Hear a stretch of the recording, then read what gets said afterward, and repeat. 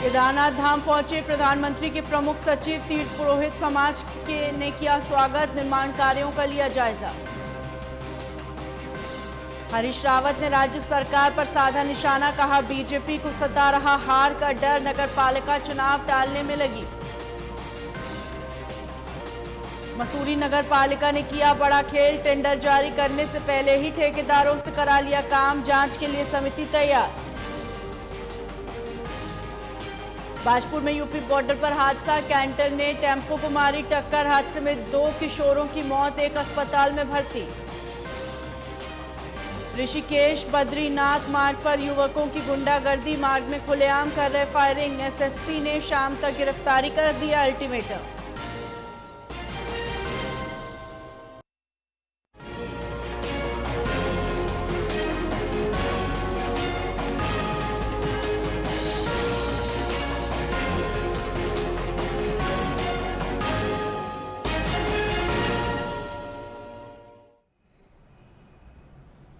नमस्कार, स्वागत है आपका। आप देख रहे हैं उत्तराखंड लाइव। मैं हूं आपके साथ है ना। उत्तराखंड के पूर्व मुख्यमंत्री हरीश रावत ने मीडिया से बात करते हुए कहा, सरकार को चाहिए कि महिला आरक्षण के पारित एक्ट में ओबीसी की महिलाओं का सब कोटा बनाया जाए। साथ ही इसे लागू करने का अधिकार चुनाव आयोग को देने का भी संशोधन किया जाए। साथ ही उन्होंने बीजेपी सरकार पर जमकर हमला बोला। उन्होंने कहा कि बीजेपी इस समय हार का डर सता रहा है, इसलिए सरकार नगरपालिका का चुनाव लोकसभा चुनाव के बाद कराना चाहती है। लोकसभा चुनाव में लोग परिवर्तन के पक्ष में हैं और धीरे धीरे देश का मानस परिवर्तन के पक्ष में आ रहा है। शुरुआत हिमाचल, कर्नाटक से, फिर लेह कारगिल के जो वह है लोकल वहाँ की परिषद है उसके चुनाव से हुई। उनमें सब में कांग्रेस जीती है। अब ये जो 5 राज्यों में चुनाव हो रहे हैं, हमें पूरा भरोसा है कि इन 5 राज्यों के चुनाव में भी कांग्रेस जीतेगी। 5 सीटों पर हम सब जगह कांग्रेस के लिए काम करेंगे और बाकी ये डिसाइड करना किसको कहाँ लड़ना है, क्या करना है, ये जो है हमारी पार्टी लीडरशिप के हाथ में है। लीडरशिप जहाँ से जिसको कहेगा वो उसको लड़ाएंगे। इस कुछ सवाल हैं जो किसानों के सवाल हैं, नौजवानों के सवाल हैं, मजदूरों के सवाल हैं और आम लोगों के सवाल हैं। महंगाई आदि के, सड़कों की हालत खराब है, आज भी खराब है। डेट पे डेट बढ़ा रहे हैं सड़कों की स्थिति को सुधारने के लिए और बिजली की स्थिति दिन प्रतिदिन खराब होती जा रही है। दाम बढ़ा दिए लेकिन बिजली 24 घंटा मिल नहीं रही है। तो इन सवालों पर विपक्ष का कर्तव्य है कि हम उठाएं। हम इन प्रश्नों को उठा रहे हैं। जैसे गन्ने के खरीद मूल्य घोषित करने में विलम्ब हो रहा है। हमने कहा भाई खरीद मूल्य घोषित करिए और ये 400 रुपये से ज़्यादा होना चाहिए, 450 के पार होना चाहिए। और उसी प्रकार से धान तैयार होने लग गया, किसान मंडी में जाने लग गया है और उसके धान की खरीद को हतोत्साहित करने के लिए उसमें नमी ज़्यादा बता करके कुछ न कुछ बहाना बनाए जा रहे हैं सरकार द्वारा, ताकि विवश होकर के वो प्राइवेट व्यापारियों के पास जाए अपने धान को बेचने के लिए। तो इन सब सवालों पर हमने किसान सम्मान यात्रा भी निकाली थी। अभी दैवीय आपदा आई, दैवीय आपदा की मदद देने में राज्य सरकार ने एक बीघे पर 1100 रुपये दे रहे हैं। अपमान है किसानों का। तो इन सब मामलों में कांग्रेस लड़ रही है और हम निरंतर इन बातों को उठा रहे हैं। लोकसभा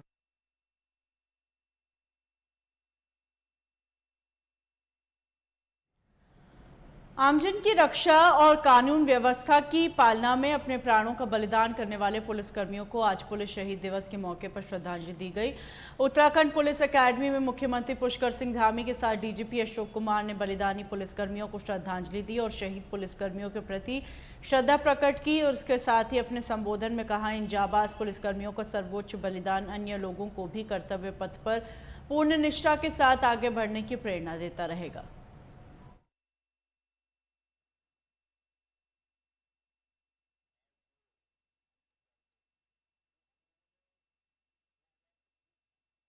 ड्रग्स फ्री उत्तराखंड के रूप में सुनिश्चित किया है कि हम 2025 तक पूरी तरह से नशे से मुक्त करेंगे।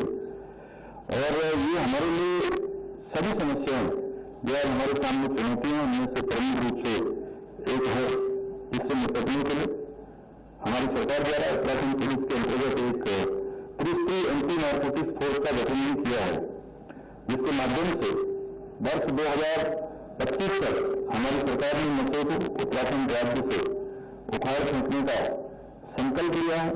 निश्चित रूप से पुलिस उसमें जन जागरूकता चलाकर लोगों को इस अभियान में जोड़कर स्वयंसेवी संस्थाओं को, सामाजिक संस्थाओं को, अनेकों संस्थाएं जो इसमें काम करती हैं, अनेकों अलग अलग प्रकार के लोग, उन सभी को एक साथ मिलाते हुए इस अभियान की सफलता सुनिश्चित करने का काम भी पुलिस के जिम्मे है। इस दिशा में आगे बढ़ते हुए वर्ष 2021 से अब तक कुल 4000 से भी ज्यादा नशे के जो सौदागर हैं उनके विरुद्ध कार्रवाई करते हुए लगभग 40 करोड़ रुपए के नारकोटिक्स भी बरामद किए गए हैं। साथ ही राज्य में बढ़ रहे भू माफियाओं का तथा नकल माफियाओं से संबंधित जितने भी अपराध हैं उन अपराधों पर भी प्रभावी अंकुश लगाने के लिए हम एक तरफ जहां कठोर कानून लाए हैं, वहीं हमने पिछले 2 वर्षों में 2000 से अधिक भू माफियाओं के विरुद्ध भी कठोर वैधानिक कार्रवाई की गई है और 100 से अधिक नकल माफियाओं को गिरफ्तार करके सलाखों के पीछे पहुंचाने। हमारे विचार से आज की घोषणा बहुत महत्वपूर्ण है। ये जो स्वास्थ्य परीक्षण वाले है, वार्षिक स्वास्थ्य परीक्षण वाली घोषणा, ये बहुत बड़ी घोषणा है। हमें हमारे आईपीएस पे लागू है। हर वर्ष हमारा मेडिकल एग्जाम कंपल्सरी है, एसीआर लिखने से पहले ही किया जाता है और उसके लिए हम लोग को मैक्स हॉस्पिटल से 2000 रुपये भी अलाउड है। पूरा एनुअल चेकअप होता है। तो जब हर जवान का होगा तो उसकी हेल्थ की चिंता होगी। तो कई बार जवानों में आप जानते हैं हार्ट की प्रॉब्लम होती है, किसी डायबिटीज की प्रॉब्लम होती है, ब्लड की प्रॉब्लम होती है, तो वो सारे इश्यूज जो है आइडेंटिफाई हो जाएंगे। तो जवानों के वेलफेयर के लिए बड़ा कदम है। जब देखो इसमें खर्चा होगा, अब ये देखते हैं कि राज्य सरकार सरकारी हॉस्पिटल में होता है या प्राइवेट में भी अलाउ करती है, बट हर साल जवानों का मेडिकल टेस्ट कराया जाना सरकारी खर्चे पर, ये बहुत बड़ा कदम है वेलफेयर की दृष्टि से। दूसरा जो माननीय मुख्यमंत्री जी ने कहा है शहीद कोष में 2 करोड़ रुपये, वो भी क्योंकि इमीडिएट हमें 1 लाख रुपये जो है आश्रित परिवार को दे देते हैं उसकी तत्कालिक आवश्यकताओं को देखते हुए, तो उसमें 2 करोड़ की घोषणा की है। तीसरा जो मृतक आश्रित था, जब से कांस्टेबल की भर्ती लोक सेवा आयोग चली गई, क्योंकि उसमें नियमावली में कि लोक सेवा आयोग की पदों को छोड़ करके हम मृतक आश्रित को नौकरी दे सकते, तो वो अटकी पड़ी है। 8 महीने 7-8 महीने हो गए, कोई भर्तियाँ आ पाई, तो हमने रिक्वेस्ट किया था, तो उन्होंने आज कहा है कि वो अड़चनों को दूर कर देंगे। तो ये भी एक बहुत बड़ा कदम है। और लास्ट में जो पुलिसकर्मियों के आवासों की बात है, हमारा जो है ना satisfaction level, housing satisfaction level सिर्फ 18%। तो ये जो 100 करोड़ की घोषणा की है, ये भी एक बड़ा कदम होगा और इससे हमारे जवानों का हाउसिंग सेटिस्फेक्शन लेवल बढ़ेगा। डीजी साहब, सीएम साहब ने कहा कि भर्ती होगी, इससे कितना स्ट्रांग होगा पुलिस तंत्र? देखिए हमारी वैकेंसी लगभग 5000 टच कर रही थी। अब पिछले 7 साल बाद पहली बार जो 1631 या कितने लोग हमारे यहाँ आए हैं, तो अभी भी 3500 के करीब लगभग वैकेंसी है। तो उसमें से आज सर ने कहा 1800 पदों पर जल्दी भर्ती की जाएगी।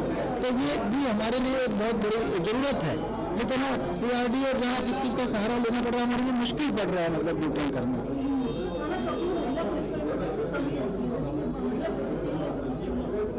वो शासन का निर्णय होगा, 1550 में हो सकता है कुछ महिला भी शामिल हो।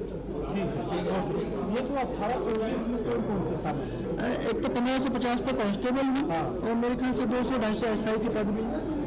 तो जो उसमें नियमावली में संशोधन हो रहा है, उसमें पहले ये था कि फिजिकल पहले होगा। हमने कहा कि 1 लाख लोगों का फिजिकल कराओ, फिर 200 लोग सेलेक्ट करो, तो कितना बड़ी अफसर, तो पहले रिटर्न पहले हो जाए एसआई में। एक सवाल 1550 कांस्टेबल। डीजी साहब, एक तो साइबर का जो मामले सामने आए हैं, पारंपरिक जैसे हत्या लूट डकैती से भी ज्यादा बढ़े हैं, तो क्या ट्रेनिंग में भी इसको पार्ट में जोड़ा जाएगा, साइबर ट्रेनिंग से संबंधित? बिल्कुल, हमने ऑलरेडी जोड़ दिया। हमने हर कोर्स में साइबर की ट्रेनिंग डाल दी, कांस्टेबल हो।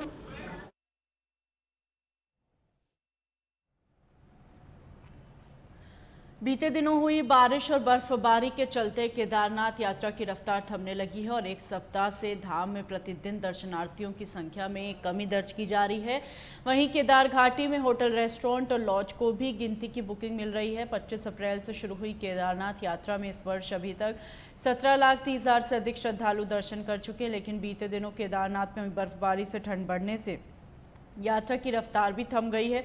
सोनप्रयाग से केदारनाथ जाने वाले यात्रियों की संख्या घटने के साथ ही दर्शनार्थियों की संख्या भी प्रतिदिन घटने लगी है। 5 दिनों में धाम में आज 17 अक्टूबर को धाम में 10,540 श्रद्धालु पहुंचे थे। वहीं बीती 18 से 19 अक्टूबर को 7,365 और 7,905 शिव भक्तों ने बाबा केदार के दर्शन किए। इधर श्री केदार धाम होटल एसोसिएशन के सचिव नितिन जमलोकी का कहना है, यात्रा के पहले चरण की तरह दूसरे चरण में भी होटल, रेस्टोरेंट और लॉज संचालकों की सीमित बुकिंग मिली है। दूसरे चरण में भी गिनती की बुकिंग मिली है। नगर पालिका मसूरी के अफसरों ने 5 करोड़ 70 लाख कार्यों के टेंडर और कोटेशन में बड़ा खेल कर दिया। इन अनियमितताओं की जांच एसडीएम की 2 सदस्यीय समिति ने की है। उन्होंने तत्काल सभी टेंडर कोटेशन निरस्त करने, अधिकारियों पर अनुशासनात्मक कार्रवाई करने की सिफारिश की। वहीं मामले में शासन ने शहरी विकास निदेशालय से विस्तृत जानकारी मांगी है। बता दें, मसूरी निवासी आरटीआई कार्यकर्ता राकेश अग्रवाल ने जिलाधिकारी के साथ एक शिकायत की, जिसमें उन्होंने मसूरी में विभिन्न कार्यों के टेंडर व कोटेशन में कई गंभीर आरोप लगाए थे। डीएम सोनिका के निर्देश पर एसडीएम मसूरी नंदन कुमार की अध्यक्षता में संयुक्त समिति का गठन किया गया, जिसमें उप कोषाधिकारी मसूरी सुरेंद्र दत्त थपलियाल सदस्य थे। और इस समिति की जांच में पाया गया, जो भी टेंडर निकाले गए उनकी ड्राइंग तैयार नहीं की गई। जब मौके पर जांच हुई तो कागजों में जितना माप दिखाया गया उससे कम निकला। समिति ने यह भी पाया, नगरपालिका परिषद की बोर्ड बैठक में गैर जरूरी व पूर्व में पूरे किए जा चुके कार्यों के प्रस्ताव रखे जा रहे हैं।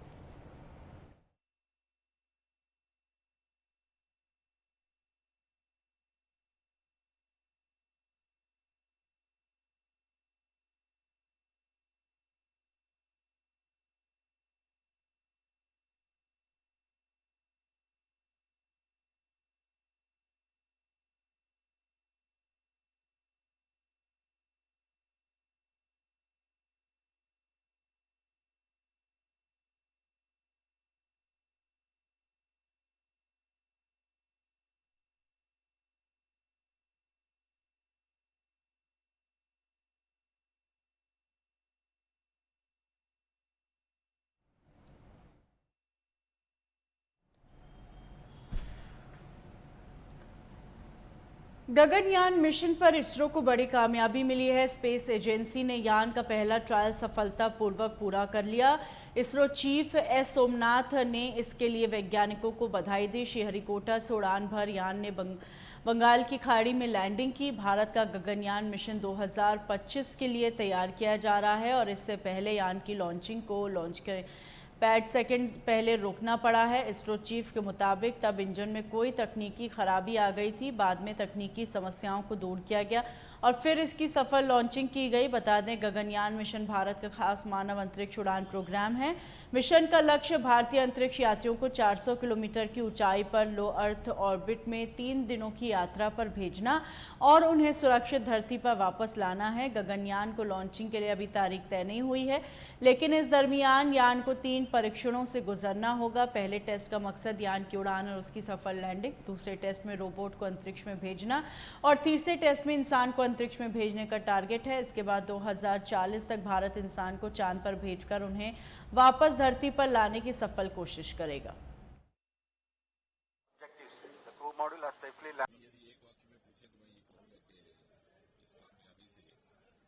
गगनयान की यात्रा का जो आखिरी पड़ाव है उसकी तरफ आज हमने पहला कदम उठाया है।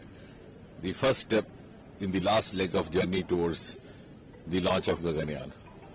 और आज जो प्रशिक्षण हुआ है, ये टेस्ट फ्लाइट, इसके बाद, इसकी सफलता के बाद एक के बाद एक श्रृंखलाबद्ध तरीके से इस तरह की फ्लाइट्स की जाएंगी। अब आज की टेस्ट फ्लाइट से उदाहरण के तौर पर क्रू मॉड्यूल की इवैल्यूएशन भी हुई, टेस्ट व्हीकल की इवैल्यूएशन हुई और साथ में एस्केप सिस्टम जो सबसे महत्वपूर्ण है कि जिस प्रकार से एक मानव को अंतरिक्ष में भेजना महत्वपूर्ण है, उससे भी अधिक अनिवार्य है उसको सुरक्षित रूप से वापस लाना। और उसका भी आज इवैल्यूएशन इसके माध्यम से हुआ।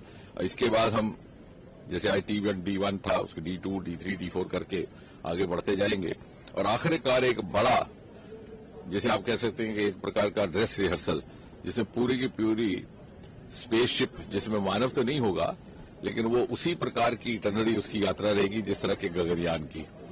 और फिर गगनयान के जाने से लगभग 4-6 महीने पहले एक रोबोटिक, एक महिला रोबोट रहेंगी बायोमित्र, वो उसी प्रकार की प्रक्रिया फंक्शनिंग करेंगी। वही उनको जो जिस प्रकार के हमारे अंतरिक्ष में जाने वाले मानव एस्ट्रोनॉट्स की जिम्मेवारियां रहेंगी, उन्हीं को वो संपन्न करेगी और सुरक्षित वापस पानी में जब वो वापस लौटेंगी और सुरक्षित निकाला जाएगा। उसके बाद फिर वो मरहला आएगा कि एक गगनयान लगभग 2025 में हम भेज पाएंगे।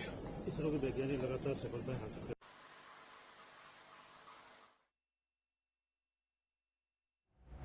भारतीय जनता पार्टी के वरिष्ठ नेता सुशील कुमार मोदी ने दावा किया है बिहार के मुख्यमंत्री नीतीश कुमार केंद्र में सत्तारूढ़ पार्टी के साथ व्यक्तिगत समीकरणों के बारे में बात करके वर्तमान सहयोगी राष्ट्रीय जनता दल और कांग्रेस को भयभीत और भ्रमित करना चाहते हैं। सुशील ने हालांकि यह भी कहा अब नीतीश कुमार की पार्टी विघटन के कगार पर खड़ी है और भाजपा को उनकी कोई आवश्यकता नहीं है। बता दें सुशील मोदी 1 दशक से अधिक समय तक नीतीश कुमार सरकार में उप मुख्यमंत्री रहे हैं और जनता दल यूनाइटेड के नेता के साथ उत्कृष्ट तालमेल के लिए जाने जाते हैं। इस प्रकार का देखिए, जो उनका बयान उसका कोई ज्यादा नहीं है। बीजेपी ने बार बार ये स्पष्ट कर दिया है कि अब जनता दल यू के साथ भविष्य में कोई गठबंधन नहीं होगा, कोई संबंध नहीं होगा। नीतीश जी ये सारी बातें केवल राष्ट्रीय जनता दल और कांग्रेस को डराने के लिए बोलते हैं।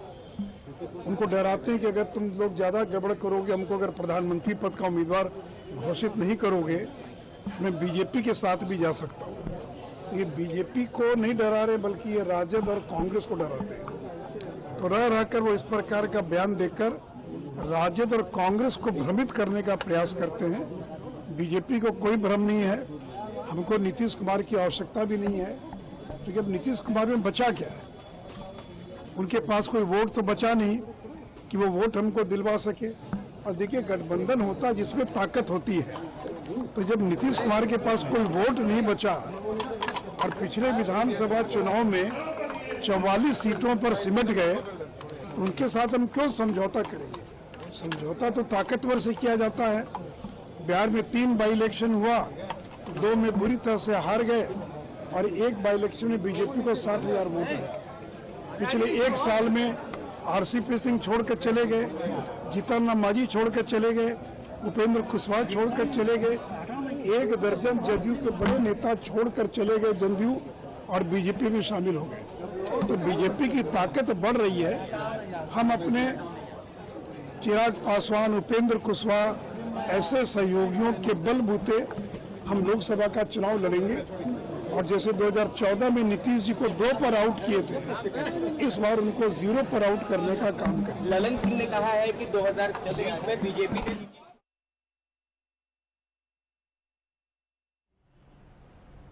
भारतीय जनता पार्टी मौजूदा विधानसभा चुनाव में विजय का लक्ष्य साध कर आगे बढ़ रही है। शुक्रवार को बस्तर प्रवास पर आए केंद्रीय स्वास्थ्य मंत्री मनसुख मांडविया ने जिले की तीनों विधानसभा चित्रकूट, बस्तर व जगदलपुर की कोर कमेटी की बैठक में सम्मिलित हुए। उनके साथ भाजपा प्रदेश महामंत्री संगठन पवन साय व बस्तर संभाग प्रभारी संतोष पांडे भी बैठक में शामिल हुए। वहीं आगामी विधानसभा चुनाव पर केंद्रीय मंत्री मनसुख मांडविया ने कहा, जनता बदलाव की मनोदशा में है। भूपेश बघेल की भ्रष्टाचारी सरकार, वादा खिलाफी करने वाली सरकार और आदिवासी विरोधी सरकार के सामने जनता में आक्रोश है और जनता की भावना को देखते हुए वे ये कह सकते हैं इस बार छत्तीसगढ़ में पूर्ण बहुमत से भाजपा की सरकार बनेगी।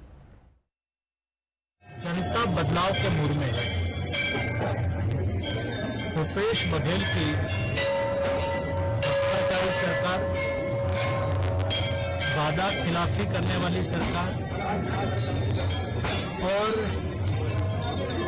हमारी आदिवासी विरोधी सरकार के सामने जनता में आक्रोश है। जनता बदलाव चाहती है और जनता का फीलिंग को देखते हुए मैं इतना अवश्य कह सकता हूं कि इस बार छत्तीसगढ़ में भारतीय जनता पार्टी की पूर्ण बहुमत से सरकार बनेगी। डबल मोदी जी का विकास के इंजन के साथ यहाँ का भी विकास का इंजन जुड़ जाएगा। डबल इंजन की सरकार बनेगी और आने वाले दिनों में छत्तीसगढ़ विकास के रास्ते पे आगे बढ़ेगा।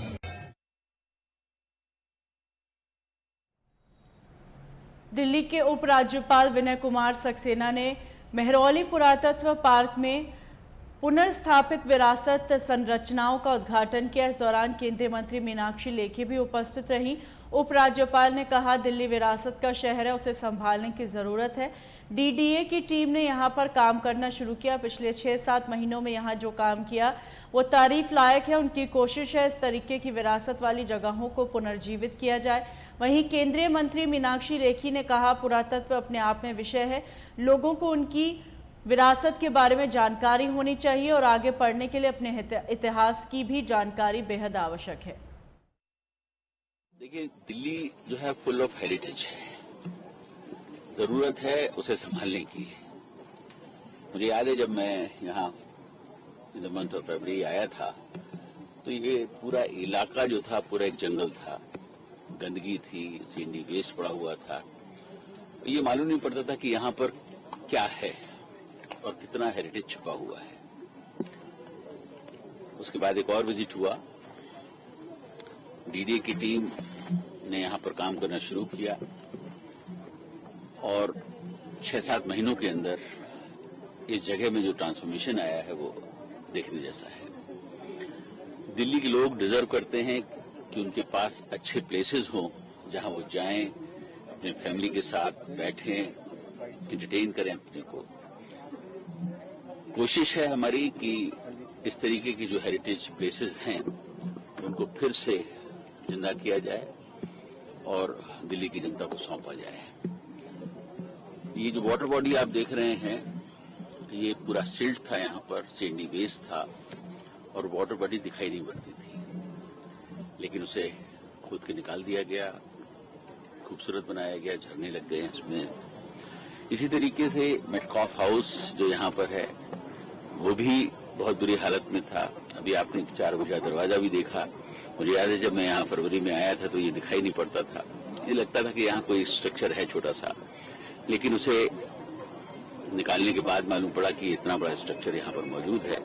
और उस जमाने में जो वाटर कंजर्वेशन के लिए उन्होंने जो प्लानिंग की थी वो अद्भुत थी और कोशिश है कि ये वाटर बॉडी वाटर कंजर्वेशन का एक एग्जाम्पल बने यहाँ पर, जहाँ का जितना भी पानी है वो इसी वाटर बॉडी के अंदर आए।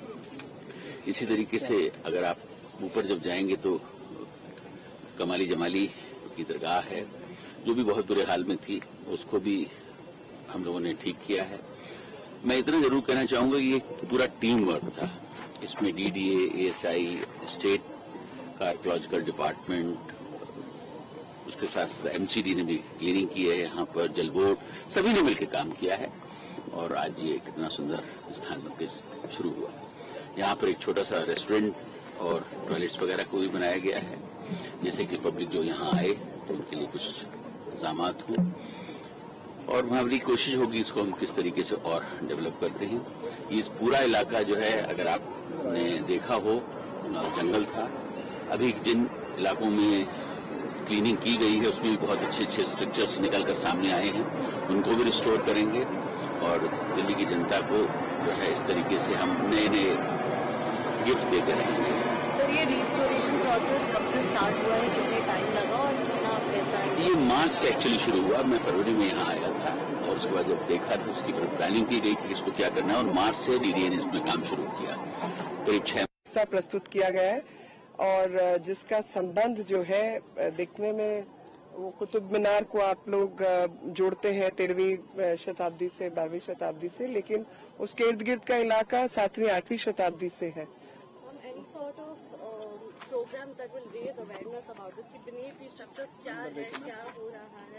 देखिए, आर्कियोलॉजी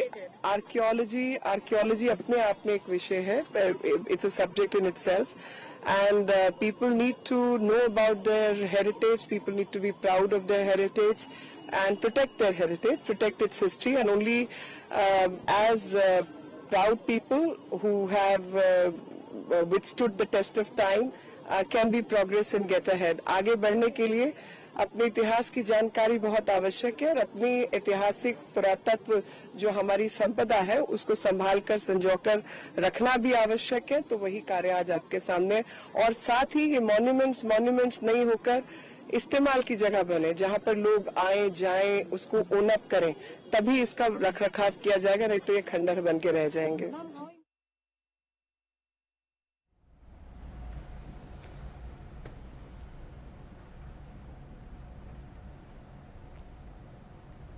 तृणमूल कांग्रेस की सांसद महुआ मोइत्रा की मुश्किलें कम होती नजर नहीं आ रही। जाने माने उद्योगपति दर्शन हीरानंदानी से रिश्वत लेकर संसद में सवाल पूछने के आरोपों को लेकर एथिक्स कमेटी जांच कर रही है। अब इस मामले में कांग्रेस पार्टी महुआ मोइत्रा के बचाव की मुद्रा में आ गई है। लोकसभा में नेता प्रतिपक्ष अधीर रंजन चौधरी ने एथिक्स कमेटी को लेकर भी सवाल उठाए। उन्होंने कहा, इस मामले में इतनी तत्परता दिखाना और एथिक्स कमेटी बनाकर जांच शुरू करने का ऐसा तरीका पहले कभी नहीं देखा।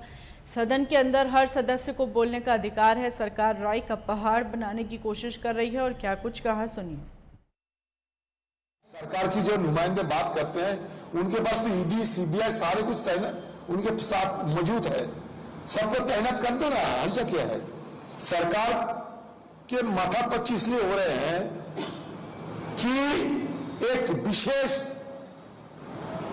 व्यक्ति के खिलाफ ये सवाल उठाए जा रहे हैं, एक विशेष उद्योगपति के खिलाफ ये सवाल उठाए जा रहे हैं। जो सरकार एक विशेष उद्योगपति को रक्षा करने के लिए इतना तत्पर कि कोई भी उनके खिलाफ सवाल पूछे तो हो सकता है देश की दुश्मन बन जाए। हमारे नेता राहुल गांधी जी के भी खिलाफ एक विशेष उद्योगपति के अपना धन इकट्ठा करने की जब सवाल उठाया गया था, गई थी, तो उस समय भी उनके खिलाफ कार्रवाई हुई थी। देखिए, सदन में हम लोग आम लोगों के नुमाइंदे होते जब जाते हैं तो सवाल अगर कहीं से भी हमें मिले तो सवाल हम उठाने की कोशिश करते हैं। सरकार के पास अगर जवाब रहे तो हाँ कर दे, जवाब ना रहे तो ना कर दे। लेकिन इस तरीके की तत्परता के साथ एथिक्स कमेटी एथिक्स कमेटी बनते रहते और ये सारे तब्दील शुरू, जांच पड़ताल शुरू हो जाते हैं, ये मैं तो कभी नहीं देखा। हो सकता सरकार के कोई अलग तरीके से इस मुद्दे पे अपना दिलचस्पी है, हो सकता। देखिए, मैं ये नहीं कह सकता क्योंकि क्या हुआ नहीं हुआ मुझे मेरी डायरी की बाहर ही है, लेकिन मैं आमतौर पर यह कहना चाहता है कि कोई भी नुमाइंदे हो, सदन के अंदर सबको बोलने का अधिकार है और गला घोटने की कोशिश सदन के अंदर, सदन की बाहर ये सत्तारूढ़ पार्टी करते जा रहे हैं। तो इस लिहाज से मुझे लगता है कि ये एक राय की पहाड़ बनाए जा रहे हैं। जरूर मैं ये कहना चाहता हूं कि ये राय की पहाड़ बनाए जा रहे हैं। कोई एक विशेष उद्योगपति के खिलाफ अगर कोई मुद्दा उठाया जाए, कोई सवाल उठाया जाए, तो सरकार के अंदर खलबली मच जाते हैं। क्यों ऐसा होते हैं, इसके ऊपर भी चर्चा होना जरूरी है, इसके ऊपर भी छानबीन होना जरूरी है। सरकार के पास सीबीआईडी के साथ साथ सारे इनकी हथियार तो तैयार है, तो कोई भी हथियार इस्तेमाल कर सकते हैं। लेकिन इतने तत्परता के साथ एथिक्स कमेटी के बनाना और कार्रवाई शुरू करना, ये तो नया इतिहास बनता है। अरे भाई, सरकार की जो नुमाइंदे बात करते हैं उनके पास तो ईडी सीबीआई सारे कुछ तैनात उनके साथ मौजूद है, सबको तैनात कर दो ना, हर्जा क्या है। सरकार के माथापच्ची इसलिए हो रहे हैं कि एक विशेष व्यक्ति के खिलाफ ये सवाल उठाए जा रहे हैं, एक विशेष उद्योगपति के खिलाफ ये सवाल उठाए जा रहे हैं। जो सरकार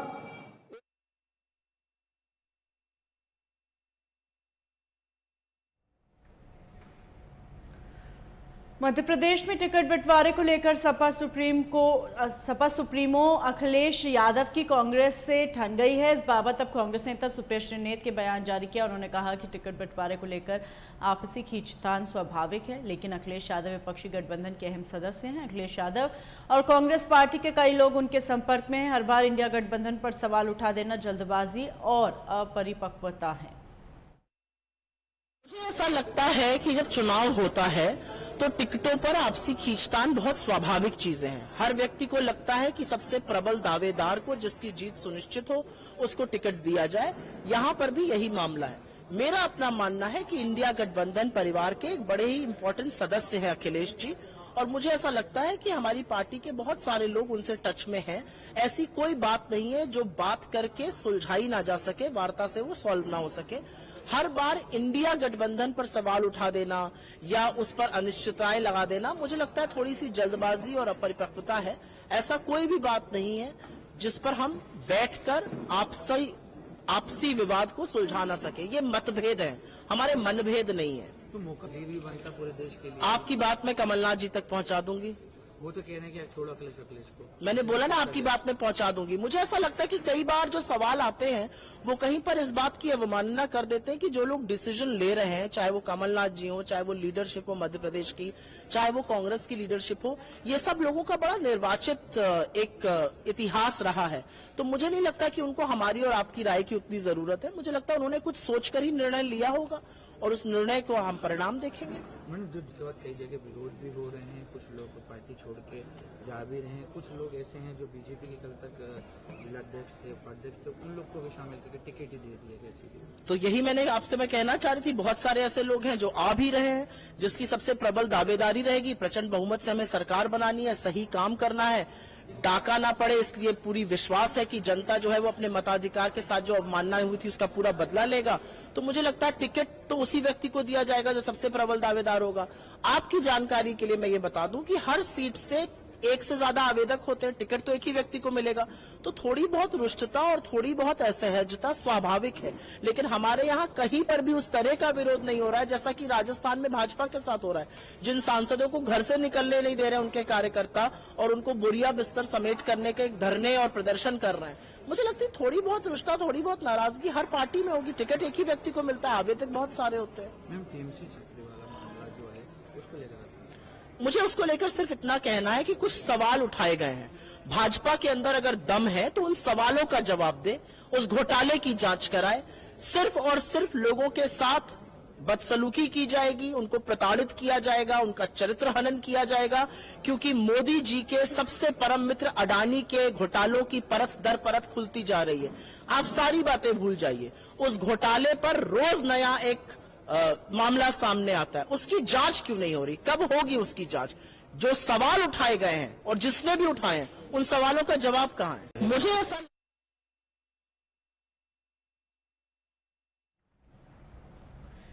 सपा मुखिया अखिलेश यादव को लेकर मध्य प्रदेश कांग्रेस अध्यक्ष कमलनाथ की टिप्पणी और यूपी कांग्रेस अध्यक्ष अजय राय की बयानबाजी को लेकर शिवपाल यादव ने प्रतिक्रिया दी। उन्होंने कहा कांग्रेस के लोगों को अपने छोटे नेताओं के बोलने पर रोक लगानी चाहिए और कांग्रेस के जो बड़े नेता हैं उनको मिलकर चलना पड़ेगा। समाजवादी पार्टी को भी मिलना पड़ेगा। बिना समाजवादी पार्टी के कांग्रेस उत्तर प्रदेश में भारतीय जनता पार्टी को हटा नहीं सकती। भारतीय जनता पार्टी को कांग्रेस को हटाना है तो फिर सबको इकट्ठा करें और फिर जो मध्य प्रदेश में जो वादा किया था उसको अधिक रहना चाहिए था, तो तभी इंडिया गठबंधन मजबूत होगा और तभी भारतीय जनता पार्टी को हटाया जा सकता है। मध्य प्रदेश की बात कर रहे हैं, वहाँ आज उनसे जो है कमलनाथ जी से एक सवाल किया गया अखिलेश जी के बारे में, तो उनकी बड़ी अजीबो गरीब टोन की, वो बोले अरे यार छोड़ो अखिलेश को अखिलेश। लेकिन अब जो मैंने कहा है कांग्रेस के बारे में, कांग्रेस के जो बड़े नेता हैं, सीनियर नेता हैं, उनको सबको मिला के चलना पड़ेगा। समाजवादी पार्टी को भी मिलाना पड़ेगा और बिना समाजवादी पार्टी के उत्तर प्रदेश में भारतीय जनता पार्टी को, कांग्रेस को इन्हीं खबरों के साथ बुलेटिन में फिलहाल इतना ही, दीजिए इजाजत।